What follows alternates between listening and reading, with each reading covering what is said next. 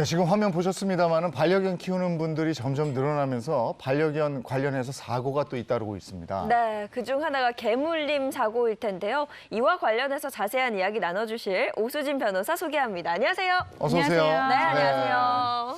소방청 조사 결과를 제가 가져왔는데 최근 3년간 개물림 사고로 병원에 이송된 환자가 7,000명에 가깝다. 그러니까 매년 2,000명 이상이 개물림으로 치료를 받고 있다. 이런 얘기입니다. 굉장히 많아요. 이 개물림 사고가 굉장히 많은데요. 이게 견주분의 이제 패티켓이 부족한 경우도 있고 개의 성격을 잘 모르고 이렇게 함부로 다가갔다가 물리는 경우도 꽤 많고요. 네. 그래서 서로 좀 주의해야 될 것 같습니다. 그렇습니다. 최근에도 개물림 사고가 있었는데요. 어떤 사고였는지 저희가 꽁트로 준비를 해봤습니다. 영상 함께 하시죠. 와, 되게 크다. 이건 무슨 종이에요? 아, 이건 올드 잉글리시 십독이라는 종이에요. 아, 그렇구나. 난 큰 개는 좀 무섭던데. 안 물죠? 아, 우리 개는 절대 안 물어요. 절대 안 물어요. 아이, 진짜. 아니, 이렇게 대형견을 끌고 나올 땐 입에 입마개를 해야 되는 게 패티켓 아닌가요? 아, 진짜. 저렇게 예. 말 끝나기가 무섭게 물렸습니다. 저희가 꽁트로 꾸며봤는데 예인 씨도 반려견 키우지 않나요? 저도 키우죠. 그렇죠. 네. 뭐 큰 거예요, 조그만 거예요? 저는 작은 거. 푸들 아주 소형견이라서 아주 작은데 그런 작은 강아지도 무서워하시는 분들이 있을 때 전 깜짝 놀라거든요. 근데 저게 우리가 꽁트로 엮어본 건데 실제 상황은 어떤 거였죠? 실제 상황은 더 심각했는데요. 네. 지난 11일에 부산에 있었던 한 아파트에서 발생한 사고입니다. 그 승강기 앞에서 견주가 데리고 있던 올드 잉글리시 십독이 네. 그 한 남성의 30대 후반 좋아요. 남성의 주요 부위를 물었어요. 아이고. 그래서 결국에는 그 급히 병원으로 옮겨서 네. 봉합을 해야 되는 그런 어허. 수술을 받게 됐고요. 그나마 다행히 생명에는 지장이 없었다고 합니다. 그래요? 네. 아니, 저는 상황을 재현하면서 저게 인형이었으니까 망정이지. 어. 아이고. 아유. 나가면서 바로 저렇게 됐어요. 네.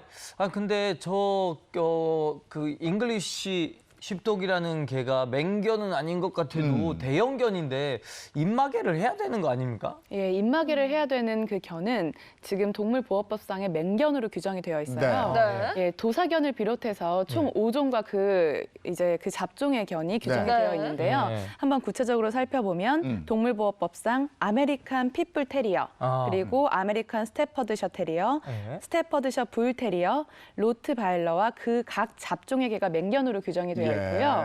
그리고 원령 3개월 이상의 맹견은 외출할 때 반드시 목줄뿐만 아니라 입마개를 반드시 착용해야 합니다. 그렇군요. 예. 그래요? 위반하면 어떤 처벌을 받습니까? 위반하면 300만 원 이하의 과태료가 부과가 되는데 네. 1회 위반 적발 시에는 100만 원, 2회 위반 적발 시에는 200만 원, 그리고 3회 이상부터는 300만 원의 이제 과태료가 부과되게 됩니다. 근데 방금 영상을 통해서 봤던 올드 잉글리시 십독은 맹견으로 구분이 되어 있지 않은 종이거든요. 그러면은 입마개를 착용하지 않아도 되는 거 아닌가요? 근데 걸리고 있어요. 제가 알기로는 이게 맹견이 아니라 그래도 네. 지금 몸 길이가 95cm고 몸무게가 한 45kg 된다 그러는데 이런 거는 맹견에 들어가지 않는다 그래도 분류가 안 됐어도 입마개를 해야 되는 거 아닙니까? 그런데 지금 이 사건에 대해 좀 자세히 들여다보면요. 네. 평소에는 이 개가 사람을 공격하지 않았다고 해요. 굉장히 순했다고 하는데 그 들고 있던 음식물 쓰레기 통에 네. 흥분을 해서 좀 물었다라는 것도 봤거든요. 근데 이게 근데 물린 사람 입장에서 생각해 보면은 그건 핑계밖에 안 되거든요. 제 입장에서는. 그러니까 추측만 하지 말고 우리가 법으로 하자니까. 법대로 해야 돼요. 법대로 네. 하세요. 견주 책임이 네. 있는 건가요? 동물보호법상으로는 맹견이 아닌 경우에도 목줄 등의 안전 조치를 네. 해야 되고 네. 이에 위반해서 사람을 상해에 이르게 한 경우에는 2년 이하의 징역 또는 2천만 원 이하의 벌금형으로 처벌됩니다. 그렇구나. 네. 상해를 입히긴 했지만 목줄을 했단 말이죠. 그러면 처벌을 안 받을 수도 있는 거예요? 이때 목줄을 그냥 했다고 해서 다 되는 것이 아니라 그 목줄의 길이와 통제력이 중요한데요. 우선 길이는 목줄을 했다고 해도 다른 사람에게 위해를 가하지 않을 정도의 길이가 돼야 되고 그리고 견주가 효과적으로 통제할 수 있어야 돼요. 그래서 지금 이 부산의 아파트 사건 같은 경우에는 사고가 발생한 것이 승강기 앞에 그 좁은 공간이었어요. 이럴 때는 우리가 견주분들 중에서 손에 이제 둘둘 그 목줄을 감고 있어서 아주 짧게 목줄을 잡는 경우도 있고 또는 또는 아예 안아서 사고가 발생하지 않도록 좀 철저하게 방지하는 경우가 예, 있는데 예. 이런 안전 조치는 철저하게 이행됐다고 보기가 좀 어려울 수 있어요. 그러면 저렇게 사고가 나서 물렸다.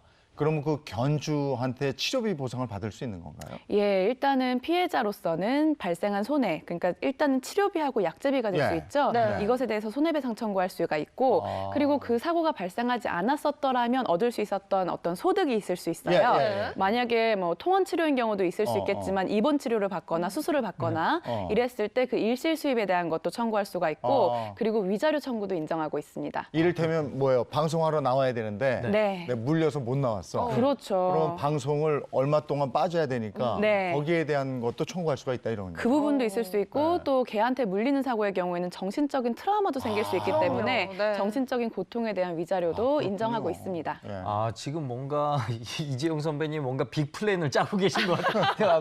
안 나오시려고 그러시나요?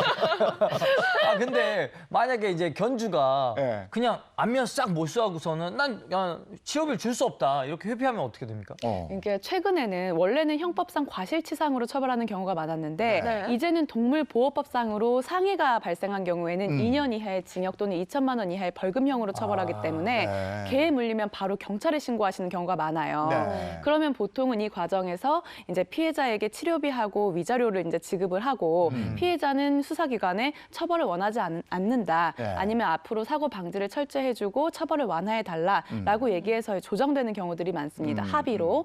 그런데 그렇게 해서 조정이 안 된 경우에는 민사상 손해배상 청구를 제기해서 앞서 말씀드렸던 것처럼 직접 손해로서의 치료비, 약제비, 그리고 간접 손해로서 일실 수입, 그리고 정신적 고통에 대한 위자료까지도 청구하실 수 있습니다. 요즘 이제 반려동물이 많이 있기 때문에 이제 반려동물을 뜻하는 펫과 그 에티켓이 합쳐서 패티켓이라는 말을 쓰거든요. 네. 그러면 개 주인 입장에서 지켜야 하는 패티켓은 뭐가 있을까요? 예, 계속 말씀드리고 있는데요. 동물보호법상으로 명시가 되어 있어요. 반려견을 동반해서 외출할 때에는 그 반려견의 종류와 상관없이 목줄을 착용을 해야 되고요. 네. 그 목줄의 길이는 다른 사람에게 위해를 끼치지 않는 범위 내의 길이로 통제할 수 있어야 합니다. 네. 네. 그리고 원령 3개월 이상인 맹견에 대해서는 반드시 입마개도 착용해야 하고 그러기가 어려운 경우에는 이제 이동 장치 를 마련해야 네네. 되는데 그 이동 장치는 탈출을 방지할 수 있는 조치가 되어 있어야 합니다. 그러면 그 패티켓을 지키지 않고 네. 위반을 했을 때는 또 어떤 처벌을 받게 되나요? 예, 뭐 사람이 상해에 이르거나 큰 사고가 발생하지 않더라도 그러한 목줄이라든지 입마개 등을 착용하지 않은 것만으로도 과태료가 부과되는데요. 맹견의 경우에는 300만 원 이하의 과태료, 그리고 맹견이 아닌 경우에는 50만 원 이하인데 적발 횟수에 따라서 이제 맹견이 아닌 경우에 1회 적발 시에는 20만 원, 2회 적발 시에는 30만 원, 그리고 3회 이상부터는 50만 원의 과태료가 부과됩니다. 참고해야겠습니다. 이거 여차하면 잘못하면 돈도 크게 내겠네요. 예, 게다가 이제 이런 그 견주가 이런 책임을 이행하지 않고 있을 때 신고하면 포상금도 지급되는 제도가 있어요. 네. 포상금이요? 네. 보상금이 얼마입니까? 네, 사실은 이건 포상금을 주는 것이 목적이 아니라 이런 사고를 방지하는 데 목적이 있기 때문에 네. 포상금의 범위는 실제 부과되는 과태료의 20% 이내이고요. 네. 그리고 동일한 그런 신고자에 대해서는 1년에 20회까지만 그 아. 포상금 지급이 가능합니다. 네.